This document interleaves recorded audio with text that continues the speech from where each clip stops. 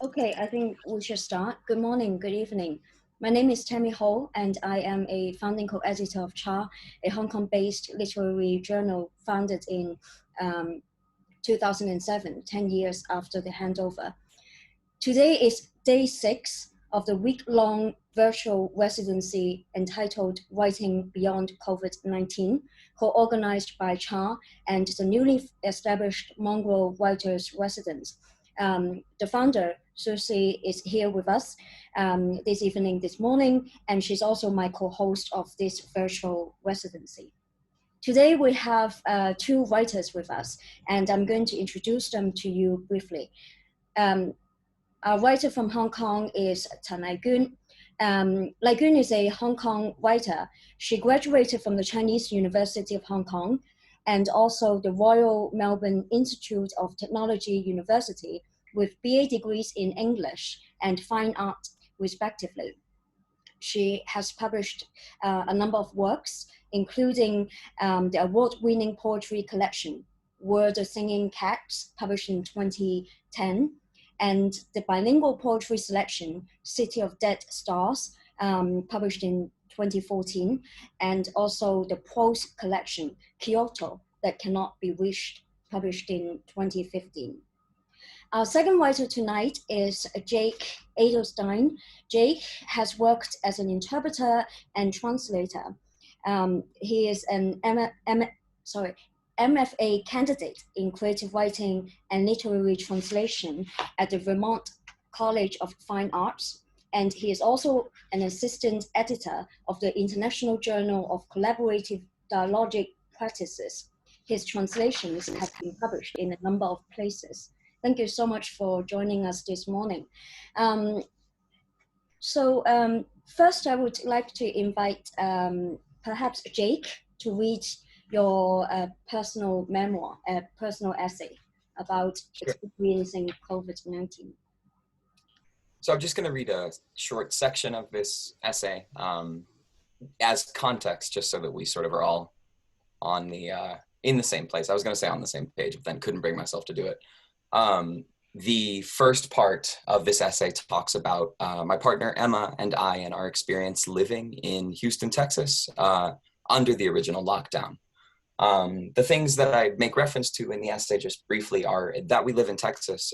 Emma worked as a flight attendant. And then during that experience in quarantine, the airline for which she worked offered a kind of buyout that originally seemed different than we later looked at it. So that's about it. This piece is called Scattered. In late May, I was let go from my teaching job. The school's principal called me to relate the news. I could hear a tightness in his voice as he told me that I'd done nothing wrong, but that many students had stopped paying tuition and thus he was no longer able to pay me. The airline continued to offer time off, which sounds better than it is, as I've learned that those in the industry understand these offers to be harbingers of wide layoffs to come. Together, Emma and I were approaching the beginning of June at the end of a lease and without stable work, lacking savings and any real interest in applying for more work in a city that, while fun and nuanced and still filled with people that we care about, never truly felt like home. We decided to do the only thing that then seemed viable, move back in with our respective sets of parents. On the day we started packing our cars, the sort of summertime thunderstorm for which Houston is infamous darkened the skies and soaked us. As we trudged up and down the 3 flights of stairs separating our apartment from the parking lot, I couldn't help but feel like everything around us was hurtling towards a kind of breaking point. That Monday, the brutal public execution of George Floyd under the knee of a Minneapolis police officer had been captured on a video that was starting to make its way around the internet. Though I surely didn't anticipate the breadth of collective reaction his death would generate in the United States, not to mention what is now looking more like a sustained movement towards a serious policy response to the racial discrimination that continues to plague law enforcement in this country, peaceful protests had already started to engulf cities.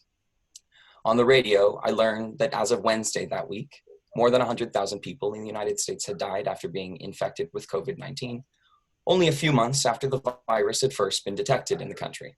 On its own, that figure is remarkable, but it's just astounding when compared to other deadly events in history, such as the AIDS epidemic or World War I, which each respectively took more than 2 years to kill fewer people. On a personal level, I worried that the indefinite time apart at our respective parents' houses could hurt Emma and I, because of, if not in spite of how much closer we'd grown after months of barely leaving one another's side. I was weeks behind on my work for graduate school, stressed about my lack of income and unsure of what I planned to do next.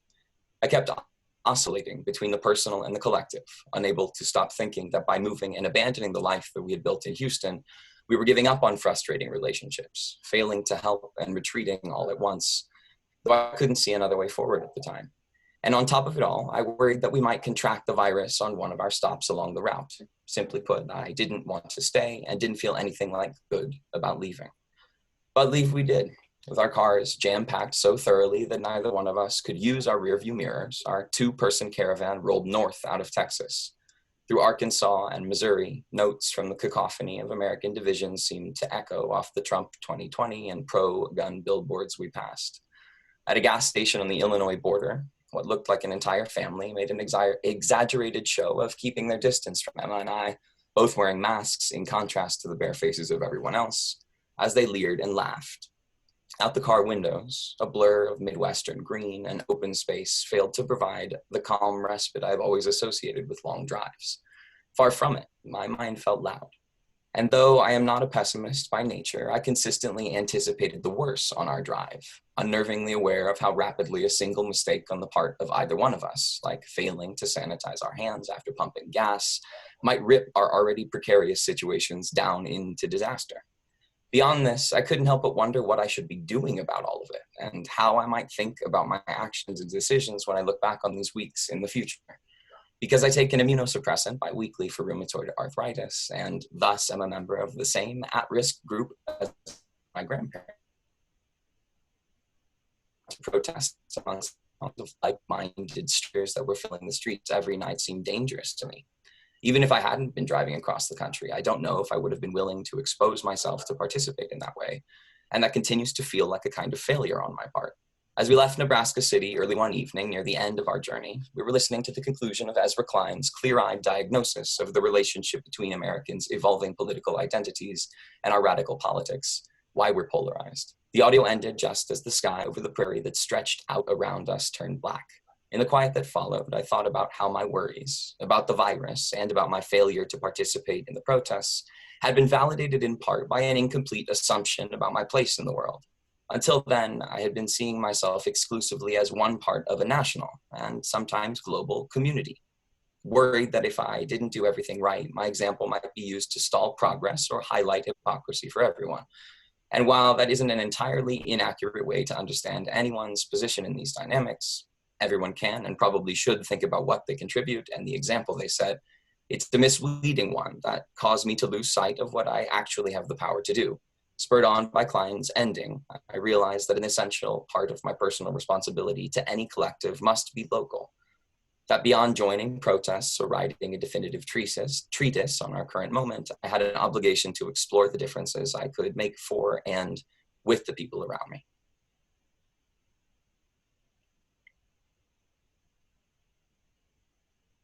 Continue. You have. I would like to hear you. That's the section.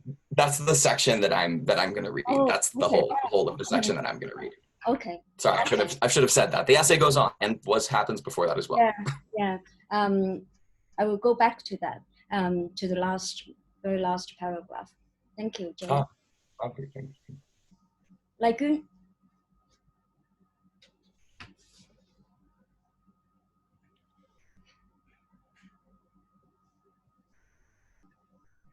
We can't hear you. Can you unmute and start again? Sorry, I don't know why I was muted. And before I read the poem, let me explain a little bit, because when I was starting to write it, I know it was about the COVID-19, but I felt a bit difficult to do it because it says writing beyond the COVID-19, but we are definitely in the thick of it. And in Hong Kong, it was we have a bit of 0 cases period, and we were kind of proud. Wow! And while we were looking at the world, like they're having high numbers and rises of cases and deaths, but in Hong Kong, we were under control. But then later, when I was starting to to really write the poem, and we had another outbreak, and it was quite apparently because the government isn't sealing the border, and we have other problems as well. And actually, my mind was somewhere else, because when I wrote this, the national security law was has been just passed, and I was overwhelmed with it, because starting from that point, when whatever I wrote, it will actually put me in danger, and the danger is real. It's like not really only that you can't have freedom of speech anymore, but you will literally will be kind of thrown to jail or worse. So with the not only the COVID-19, but I had the national security law in mind when I wrote this. Okay, let me read it now. An elephant of foam under COVID-19. You know, and I know there is something here. An elephant of foam. Just we do not talk about it, about where it comes from. They know and we know, and they know that we know where it comes from and how it floats. A blanket around me, a blanket around you. It's big, it's warm, it's the color of jade. It's puffed, ruffled, beaded, enameled. It touches, tickles, trickles, drips, rips, muffles, smothers. It doesn't dream. A giant elephant of foam that kisses and kills friends, sisters, doctors, far, far away. You know the rest of the story about where it comes from. You know, and I know the name of the city that was once beautiful. Now, as I continue to write, my words shoot back at me like arrows. An iron cage drops, not a metaphorical one. I see my teeth being knocked off, the bones of my hands shattered, not metaphorically. I speak in riddles, and I don't like it. At night, I dream of animals, skunks, meerkats, masked palm chivets, otters. I snuggle inside their fur before I too disappear as foam. Thank you so much, both of you, for reading. Jake, in your piece, you really show a learning curve in prose. You know, you show from not knowing much about the coronavirus, feeling distant about it, or even finding contentment in the privilege that you initially had, to being personally impacted by the consequences of the pandemic. And finally, reaching some level of profound understanding of yourself, your place in society, and your relationships with others. I have the benefit of having the whole piece, so I'm able to Also a generous reading. all these things. Lai-kuen, your poems is written purposefully in riddles. You wrote, actually, you said, I speak in riddles, and I don't like it. Now, about the pandemic, there are things you want to say, but you are reluctant to say them, knowing that somehow saying them directly could be challenging. Now, through the poem, you entreat your reader to join you, to participate in the know. The opening lines, for example, you know and I know there is something here, an elephant of foam. And you're playing on the saying elephant in the room, that is something seen and known but by everyone, but remains unspoken of. My first question for our writers today is about knowledge. For Lai-kuen, what is it that you express so confidently in the poem about that everyone knows, and yet not directly described in the poem itself? Are you playing a game with your reader? And in your answer, you can be as open or as creative as you can.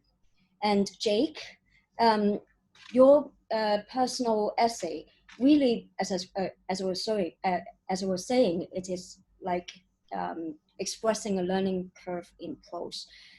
You show the transformation of knowledge, and I want to know, and I want you to say more about this journey of your own knowledge transformation, knowledge of transformation. Sure. Go ahead and Okay. please go. The point that the COVID is like elephant in the room. The first point is that because it is invisible and you actually you know it's everywhere, but you don't know who. Even when everybody is wearing masks in Hong Kong, but for example, if we go into a lift and an elevator, you don't know who is carrying it, and it is so scary. And the other thing is that we can talk about the COVID-19 as if it is like some kind of natural disaster, but we know that it is not, because in the beginning it comes from a lab in Wuhan, and before the name COVID-19 came about, we call it Wuhan virus, but because it is politically incorrect, so officially we don't mention it like in the news, but when everybody like in my friends circle, we privately we call it a Wuhan virus in our conversation, and that's why I use the kind of riddles, like everybody knows it, but we just don't know what it. We don't talk about it, but we know it. It's something like that, and I would like to echo Jake's piece, because some of the problems that I mentioned in my work is, for example, is that like China and Hong Kong political situation that is kind of highlighted because of the COVID-19, and in United States there are some kind of movement like anti-maskers. For me, it was amazing. I couldn't believe it, because in here everybody wear a mask because we have the experience of SARS in 2003, and so we just wear it, whatever. Even if we don't know if it's useful or not, we do it because you just don't want to die, and we don't want to spread it to other people because we don't even know if you have it. But I couldn't understand before I saw it in the news that in many countries they have anti-maskers. I couldn't understand the kind of psychology behind it. So I think it's very interesting that the same virus, but it brought about maybe underlying social problems in different countries. So for me, it's interesting. And I would like to talk about a bit, in the end of the poem, I mentioned some animals. Actually, in my writing career of poetry, I often put animals in my poems, but usually they are kind of metaphors for emotion, or kind of maybe physical kind of sense from me about the world, or maybe other emotions. But in here, it is actually directly referring to the wildlife market in Wuhan, because they literally eat those animals there. So it's kind of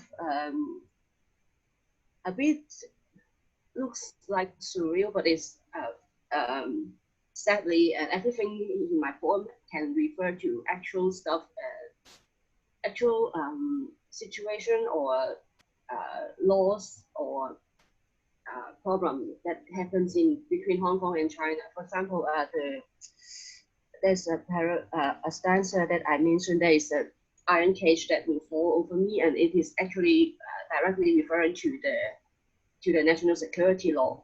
And right now I'm probably safe to talk about COVID-19 in Hong Kong, but it was not in China. And actually, the doctors who try to warn the world, but they are kind of arrested. So that was kind of everything very kind of heavily stuck in my mind when I wrote it. But I kind of find kind of emotional way to, and I have used a lot of verbs like to describe the COVID-19 as if it is materially existent. Like if I said it is warm, it's the kind of jade, is puffed, ruffled, beaded. Something I gave it a kind of texture because it, and maybe I was kind of romanticizing it, but because it is invisible and we can't touch it, so I quite conversely I gave it all these kind of material properties to make the kind of heavy poem a little bit more emotional at a point. Yes. You know, in some sense, it's sort of obvious, but I think it really just only occurred to me as we were just reading and talking. But these pieces, in some sense, feel like they're coming from, particularly in the context of the national security law that you just mentioned, coming from almost opposite places in some sense. My essay, and particularly, I liked the way that Tammy read it. That was very generous and thoughtful. The process, the learning curve that it describes is one in some sense of taking the kind of global focus and global conversation about this virus and about the individual actions within this virus and about this kind of, it's about taking an intensity of information and a kind of overwhelming quantity of information. And at first being entirely knocked back by it, being entirely unable to process it clearly and think how I fell within these dynamics.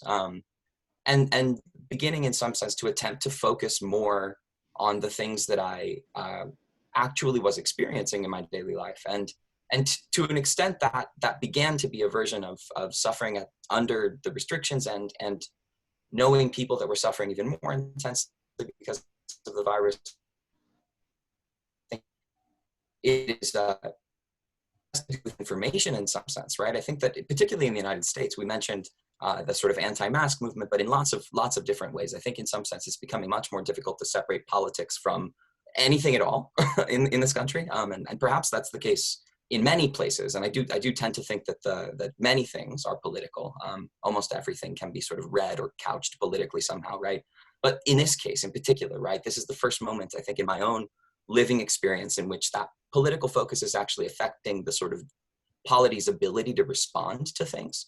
And now, as an individual, I think the only way that I developed any kind of mechanism for coping and or understanding how to properly is a weird word, but just live in general through this is by sort of focusing on the things that I'm coming into contact with.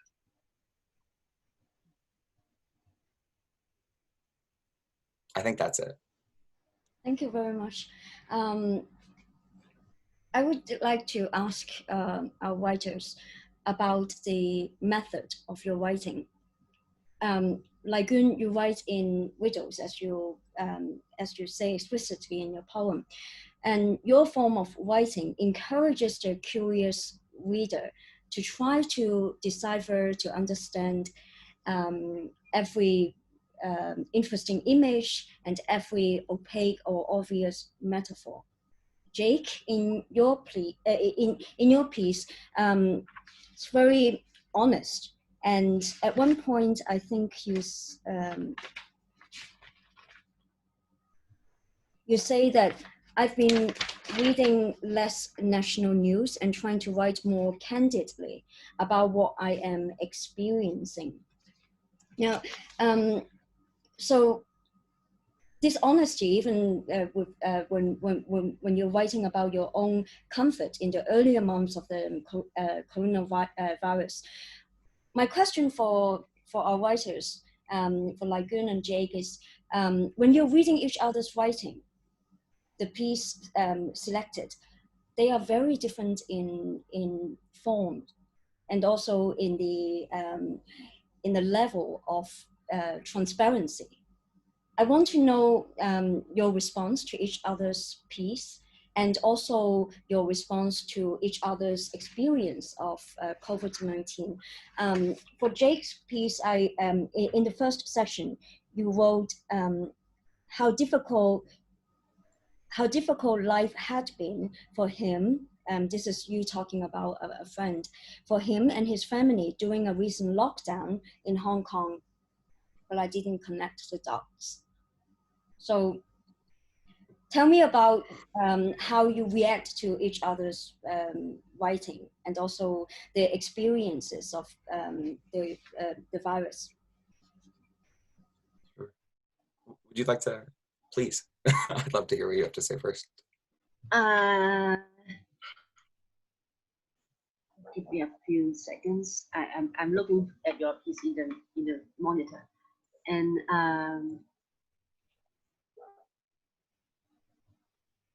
I can also sort of respond with the reaction, and then we can sort of go back and forth. Perhaps we'll switch after the questions. Okay. Two-pronged question in some ways. I think that I'll separate them if I can. The first part about reactions to, or rather reactions to this poem and to this piece. I think that as a sort of glib response, I had occasion to look up civets because they don't live in my in the area that I live in. But I think that in some sense processing, and this is me projecting because of course I didn't write this poem, but I think being able to process and sort of hang ideas on metaphors, on scaffolds like that, changes my approach to them, right? So I don't tend to, I do write poetry, but I don't tend to, it doesn't come out easily for me, right? And so in some sense, approaching things through metaphor, the repeated metaphor, the color of jade, right? The senses of the foam, the sort of tactile interest there, allowed COVID-19, if that's the element, it says it in the title, but in some, there's a couple ways that I thought about it, but if that's the thing under the foam, right? The foam quality itself, I think that what the primary effect for me was a change in approach, thinking about how this idea could have a different kind of a life than it's had in my, what was described a second ago as candid answer to it. I think in some ways my honesty was honest.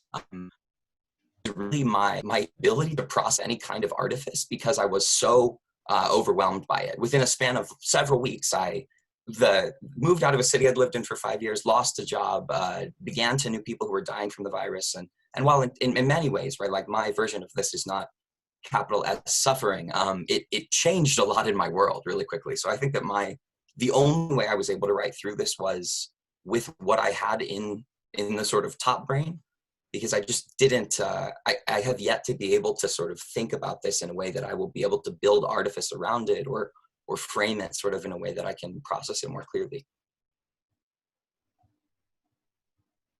yes, after I read Jake's piece, I was kind of moved because it is very personal, but after I read his account of how at the beginning the lockdown seemed pretty cool, you can enjoy your life with your girlfriend at home, but then later on because it affects your jobs and it became really difficult because you have to move. And then later, I'm impressed by how it evolved, how the essay evolved from the very personal into the collective. And then you highlighted how you think you want to deal with this by connecting with people. And as you mentioned, there's some, when you're at the gas station, there's family that they kind of leave at you, and it kind of bring out the anti-maskers, this issue. And then it actually gave me a lot of things to think about, because it really is very different, the reaction from people about the same virus in the east part of the globe as compared to the Western world. And let me think, it makes me think of my friend, she lives in Sydney, and she told me how things are kind of getting worse in Melbourne because people aren't wearing masks and they went to parties, and then the figures went up, and it is very I don't know what to make of it, because on the one hand you kind of think why are they doing this, but maybe I don't understand their culture. Maybe it is they are not, you just maybe not simply just blame them, but you have to think about why it happened that way. And after all, the virus comes from us, so it is kind of difficult to really think. And then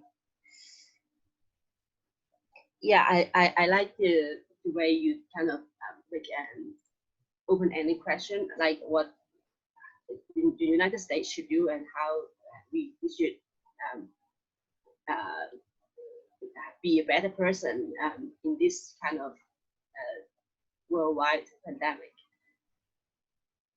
And in my poem, it is actually, I was actually speaking from my own perspective, but I also kind of think about it as a kind of political crisis that happens to every one of us in Hong Kong.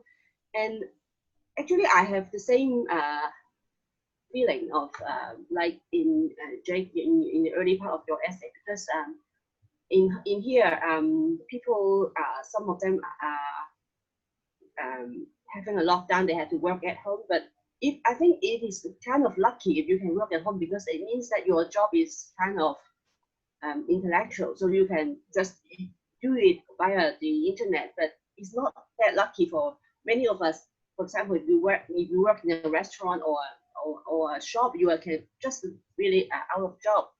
And actually we call this social distance, but it's kind of actually social privilege, because in Hong Kong many people are, we have actually the world top the world's most expensive rent in the world for Hong Kong. We have if you rent a very small space, like 100 square feet, and it costs a few $1,000s, and but it's very kind of cramped and not very good in hygiene. But if you are sharing it with your family, and then if everybody is at home, like for example your kids cannot go to school, and how are you going to cope? Not everybody has their own room, not everybody has their own desk. So actually, if you're locked in your room and you eat takeaway, you are kind of lucky because you have the room. And for me, I'm kind of I think I'm kind of lucky because I'm having this. You can see it behind a very tiny apartment, but I'm living alone, so for temporarily. So I think I'm kind of lucky. But yeah, if you think about the social society as a whole, you know that many of us are not that lucky. Sure. If it's okay to just to riff off of that for just a quick second, I was this virus, right, in general, and our processes of thinking about it and us being in different places and then reading these pieces has made me think a lot about the people's access to information. Just on a personal level, I've gone from a situation in which I was one of those sort of like mid-level knowledge workers, right, able to work from my home and able to do it on the internet, and everything was effectively the same. My students showed up to Zoom classes and then didn't show up, and that was how it went. To working now in a situation where I'm working for the Harbor Patrol in Los Angeles, and I'm sort of doing physical work with people all the time that's required to be there physically. And the individuals that I'm around are just not tapped into all of the same information currents that I am. And that's neither, there's no, it's not that my information current is better or worse, it's that they're different, right? And so in some sense, the sort of thinking about the where individuals work and the information they have access to has been something that's been rolling around in my head a lot. Thank you so much. I'm going to ask our writers about your intended readers. Who are your ideal readers? For example, Jake, your piece, it is part diary, part self-reflection, but there's also a clear sense that you are thinking, imagining, envisioning a particular group of readers. And like in your poem, with the riddles and things that are both said and unsaid, who do you expect to be reading your work? Megan, do you want to?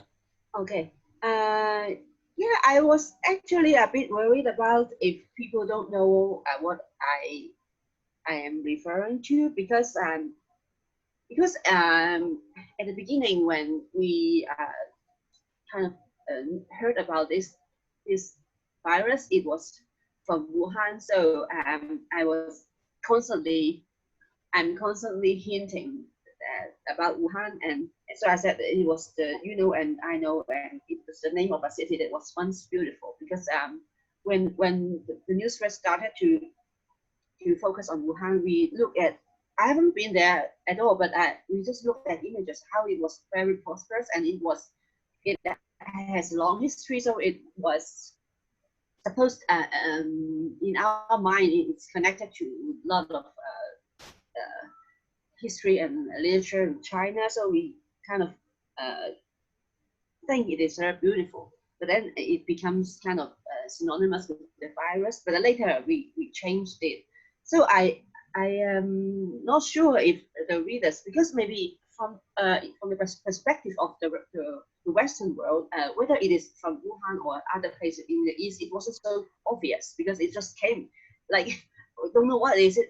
It just came from the East. So I'm not sure. Maybe if I'm publishing it in paper, maybe I need to get a note that what I was referring to. But then if I add a note that I'm referring to Wuhan, maybe that puts me in danger.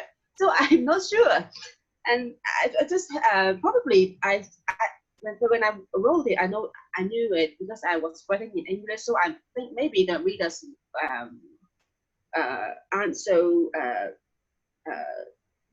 so clear about whether I was referring to Wuhan. But maybe if the reader doesn't get it, he or she can still get something, because the kind of the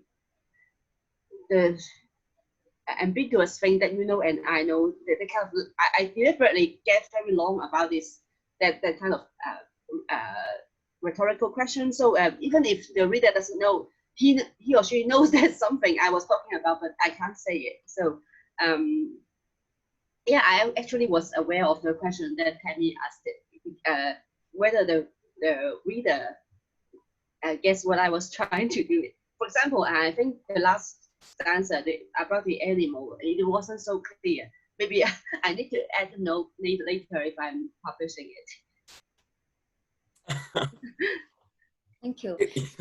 Actually, in Jake's piece, you wrote, and I quote you, I started to understand that the infection risk from what everyone was by then calling the Wuhan coronavirus. So there's a sense of, for me, there's distancing from this name, the Wuhan coronavirus as well. Yes. Surely. It's funny. Yeah, certainly, right. That certainly was the intention with writing it that way. I think one really, because I'm sort of a one-trick pony as a person, one interesting feature of this piece in general, and not this piece, but rather its subject matter, has been the way that we talk about this virus. I've sort of, in writing this piece, went back and thought a lot about the different names that we've used over the last several months to describe it originally, right? Back, and this is of course from the United States, which is the long road to answer your question. But I'm writing from the perspective of a person living in the United States, with sort of that being the immediacy of this essay. And in the United States, the name has gone along changing, and those individuals that continue to label the virus in connection to the city of Wuhan are doing so with political bite, right, or intending to do so. So that kind of, that's an interesting feature of this whole dynamic to me in some ways. And I think that without having a very clear audience in mind, I think that this piece definitively makes reference to a United States specific version of this, and even my own version. I don't pretend to speak for the collective in some ways, but I do think that that's sort of where I'm coming from, and in some sense I think that the reference pool may make sense. Very, very similar to what you said in some ways about it may not be clear were one not to be familiar with the kind of anti-mask movement and things like that. So I imagine that. But then, just if I can play games for a moment, reading your poem and not knowing in specific that you were making reference to the city of Wuhan, that section of the poem, right, read meaningfully to me, right? So I'm now thinking about those reading it outside of the United States and vice versa. And kind of, it's to say that I didn't have one specifically in mind, but can imagine a lot of versions. Thank you. In both your pieces, I identify descriptions of moments of different forms of violence, aggression, and injustice. In Lai-kuen's poem, you wrote, "My words shoot back at me like arrows. An iron cage drops, not a metaphorical one. I see my teeth being knocked off, the bones of my hands shattered." And in Jake, your piece, you talked about very honestly. You wrote, "The confidence I gained from feeling able to trust that the vested structures of power might toss me a bone. If the bottom dropped out is a luxury that, especially in this context, I'd be remiss in understanding." And another, you talked about the brutal public execution of George Floyd, and also the experience here being in a car, and another family made an exaggerated show of keeping their distance from you and Emma. Both of you were wearing masks. I want you to, both of you, to talk a little bit about the this sense of violence or aggression or injustice in Hong Kong and in the United States, and also how you represent these in your own writing.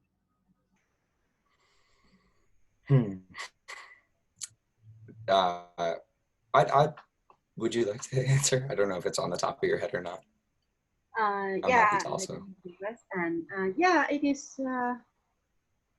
And it actually is kind of difficult for me to think about it, because when the virus first started, and there's two kind of ways to think about it. The first is the material way to how to deal with the virus, and that supposedly the government is kind of helping us. We have, like, for example, we have advertisement in the television that telling us how to do social distance and wash our hands and those kind of hygienic stuff. And then, but on the political level, is things are getting very strange, because we have come a long way to this point that that most of the borders were closed, but with they have a kind of exemption list for certain category of professionals from China. They can still come without quarantine. That is why we can not really sure, but we don't really have a stop of new cases, because there's still people coming in and out. But in the beginning, the borders were totally open, and the medical staff on strike. It really is a result of a big struggle before that. Most of the borders with China was sealed, but there's still this leeway remaining now.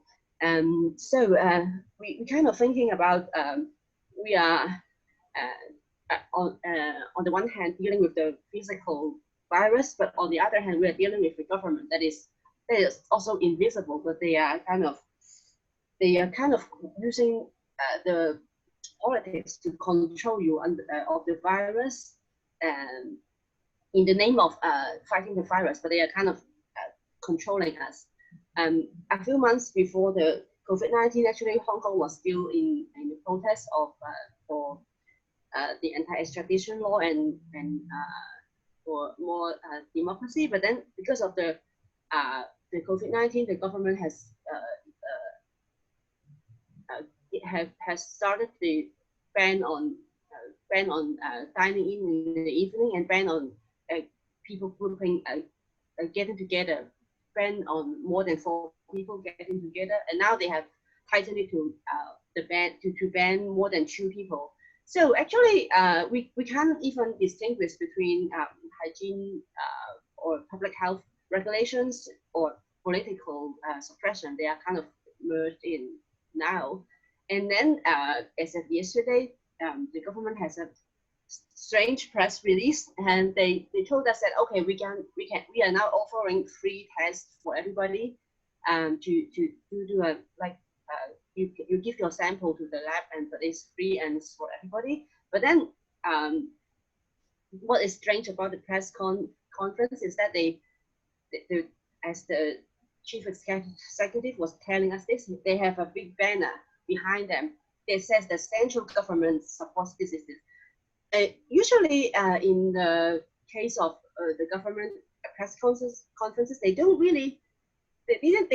use the big word as the central government, this and that. It is the first time it appeared, and it's so strange. And then there is a kind of saying, but I'm not sure, I don't have evidence, but everybody is saying that they are collecting our DNA because they're doing it in Xinjiang now. So, well, people that I know personally, we won't go to give our samples for them because of the DNA thing. But I think because they are doing it, they are advertising it like as if it were neutral. So I think many people, if they are not so politically conscious, they would do it. And another point is that they have actually given the contract to very suspicious company with a mainland Chinese background to do the lab test. And actually some of them are kind of involved in a kind of, there was a case that a certain biological beauty company gave an injection to a lady and she died, and actually what the personnel of from that company actually are involved in the new bit of the COVID-19 testing. So it is very suspicious.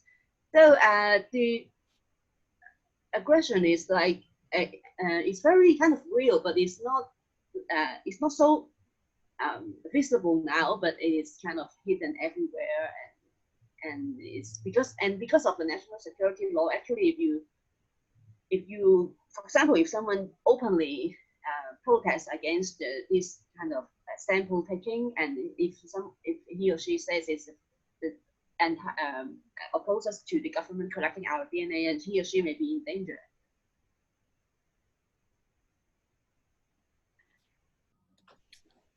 Yeah, I mean, it's the situation seems very much dynamic, right? Evolving in some sense. Part of the thing that question made me think about was the ways in which these violence, aggression, and injustice all tend to kind of operate on an overlapping series of matrices, right? These sort of things rarely exist by themselves, right? So it makes a lot of sense that that's how that's playing out where you are as well.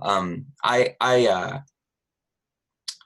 think in some ways that there is a question from the narrator's perspective, from my perspective in this essay, about something like the idea of citizenship without anything nationalistic involved in that idea, something about the idea of belonging to a community, right? Like what it is I owe a community, or what it is, what exactly it means to participate and sort of be there. And in that, or to that extent, right, the ways in which I am then able to use and leverage those relationships in order to forward some kind of a collective movement, right? Or to think in some ways about how we might, in the context of the United States, bridge this conversation about masks and sort of vacate the political parts of it in order to make it a conversation more about public health, right? A thing that I'm experiencing more and more often, and something that I tried to write about in this essay, is the sort of inability to separate any of the conversations or discuss a single thing at once, in my experience in the United States. I've been living in Texas for the past 5 years, right? So Texas is its own animal that we could spend hours on, but suffice to say, there's a lot of different kinds of people there, and because of that, there are lots of different opinions all of the time in many different spaces, right? And the primary opinion tends to be that the individual has the right to do whatever they want to do, right? So the attempt here has been to separate. And then the final piece of this literal violence, right, literal injustice, sort of was to say dropped into the mix of all of these things is to say it incorrectly, because this violence, particularly racial violence, has existed in the United States since its inception, right, is literally part of its inception, but that it surfaced its head in the middle of this crisis, and that all of these conversations sort of converged has been particularly complex, right, as individuals attempting to navigate these things and sort of separate these spaces at all. I loved the phrase that you just used, hidden everywhere. It is, I do tend to feel like this kind of violence is hidden everywhere, and that it can sort of surface itself very quickly these days. Yeah, I like I'm impressed by in your essay that you mentioned the inequality between the races that is brought up about by this virus, because maybe some people in normal circumstances, maybe people aren't so much aware of the kind of racial inequality, because it seems that the rise of Black people have been risen for since the hard work over the decades. But I think if such a pandemic happens, and we would still highlight the inequalities that we weren't aware about. Truly. And I mean, in some ways, I think one of the grand failures of the United States in particular in this context has been its failure to imagine itself as a part of the global conversation, or to sort of attach itself to the global conversation. And that's the reason, in some sense, I think that we find ourselves where we do. But the idea that those things, that these narratives have sort of existed independently and are now perhaps converging is really complicated. Yeah, thanks. Thank you so much. My next question for Lai-kuen and Jake. Jake, you're doing an MFA in Creative Writing and Literary Translation at the Vermont College of Fine Arts. And what are the languages you translate between? And can you tell us a little bit about your experience with the MFA program and also your own translation processes? And Lai-kuen, you write primarily in Chinese, but I actually never know. Sometimes you just come up with these English language poems. I want you to say a little bit about how you navigate between your first language, Chinese, and English, and how you decide to write certain pieces of certain poems in English or Chinese first, or Chinese first, and then in the form perhaps you wrote it in English. So I just want to know about both of you, your experiences with languages. Sure. You just nodded and said that you'd written it in English. I'd love to hear about that. It's actually my direct interest, the space between the two. Yeah, actually I do translation as a freelance work between Chinese and English.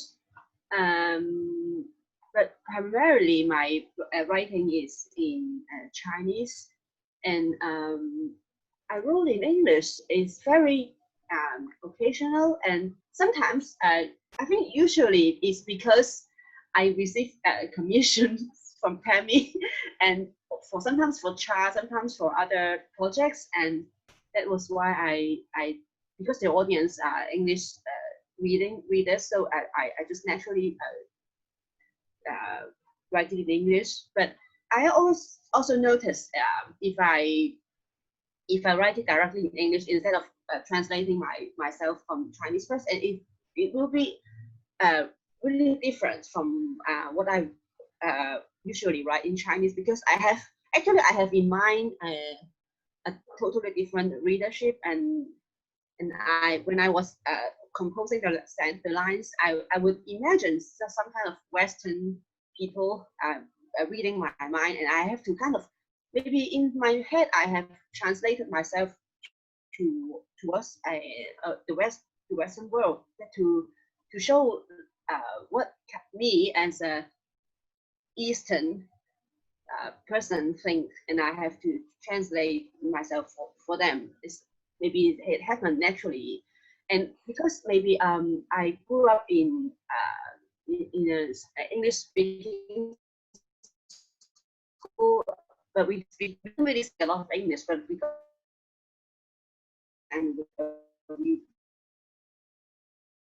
I have a habit of reading English books back then. So I was thinking always there's a very remote conversation between the English writer that I was reading and myself, because well, we weren't really communicating. But as I read those books, I kind of I think it's very it feels like I have a very distant pen friend in England, and like maybe 200 years ago, but I have kind of imagining myself communicating with them. So right now, if I write in English, I have kind of maybe talking to, like, I think a little bit like talking to people from outer space. It is you directly write in their language and you translate yourself. But I don't really, some friends I know, they will write in Chinese first and then they translate it back into English. But sometimes I just skip that process.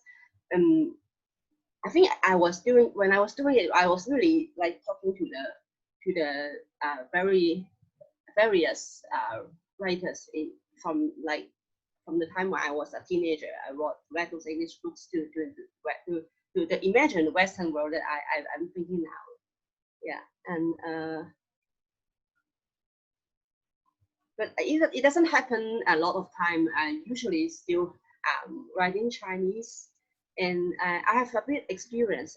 Last year I went to the International Writers Workshop in Iowa City, and it was very fulfilling experience for me. And during that period, I also wrote something directly in English for the audience, because I can I have to read the works in there, and sometimes I read translation from my own work. Sometimes I read the works that I've written in English directly, and it really felt kind of different. Yeah, it was like I have two selves. When I speak in English, it is really a voice from me that is addressing a wide world that maybe I was kind of subconsciously, I feel like I want the big world to kind of rescue me from this place called Hong Kong. Take me, something like that. Yeah. Wow, the big world to rescue you. The phrases around my head. So I translate from Spanish and English. Those are the two languages I work with primarily. And I think that the question is about the experience in the MFA program, and so that's sort of where I'll talk about a little bit. I think that primarily this program has offered me relationships that have just changed the way I see not only the work I'm doing, but I think the world at large. My first experience in the program was actually in Hong Kong, meeting many of the folks who are actually here, hanging out on the Zoom call. But I think in some sense, connecting the work of translation, I've been doing the work of translation for a long time. I sort of grew up doing it in a certain sense, and then did it freelance for a long time for different publications. But the connecting that work to its context in some sense, connecting it to a sort of global community, and finding that individuals, unlike me in some ways, are not as focused on the minutia, but rather the kind of conversation that's generated around global writing, and those individuals has been hugely beneficial, liberating in some senses for me, because I, for the first time, sort of see the ways in which the conversations about not only my own writing, but also language in general, and conversations around meaning between different contexts actually live in the world, as opposed to living in the things that I'm sort of reading and experiencing on my own. So I think the community has been the huge sort of expansive part of this program for me. Thank you so much. I have one last question for Jake and Lai-kuen. I want to know about your life beyond COVID-19. Personally, as a writer, translator, and also as a member of your own community. I couldn't go ahead. Tammy, you mean beyond COVID-19? Do you mean after the pandemic ends, or what? Or yes, if we can imagine that. Yeah, I haven't announced it to my friends in Facebook yet, but actually I am going to take an MFA in Taipei the coming semester. It's wow. Supposedly starting in September.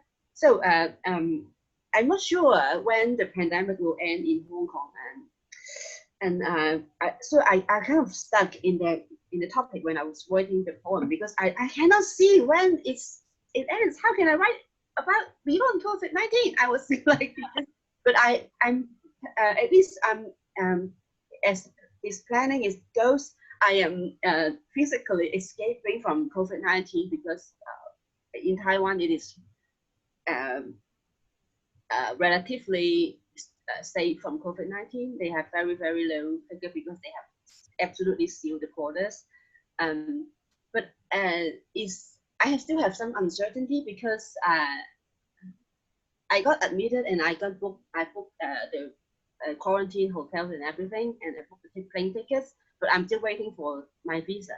And I think because in Hong Kong, or maybe even in the rest of the world, every day is different. You cannot say, you cannot even tell if I am still be alive tomorrow. So the reason I'm not telling my friends that I'm leaving, because I think until the moment I got to pass the immigration point in Taipei, I'm not sure if I can really make it, because it really you don't really know the next moment what is going to happen. So that is my life beyond the COVID-19. If I can get through it, I will be studying in Taipei. Yes.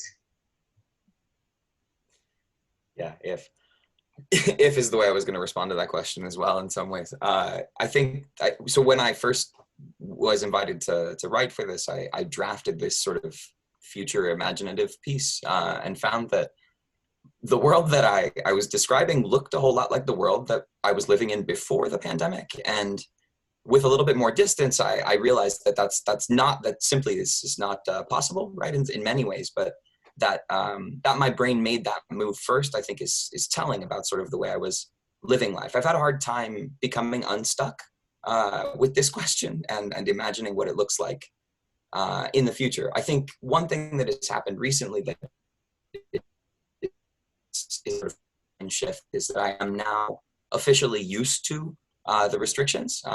Like in leaving the house, no longer grabbing my keys and a mask and my wallet is the same motion as it was before the mask was involved in that situation. So I think that has changed.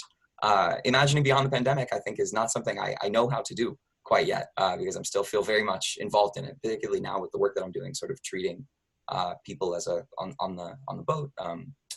Yeah, it's something that I've had a hard time doing. So that's my answer. Thank you so much, Jake. Lai-kuen. That's all the time we have this morning.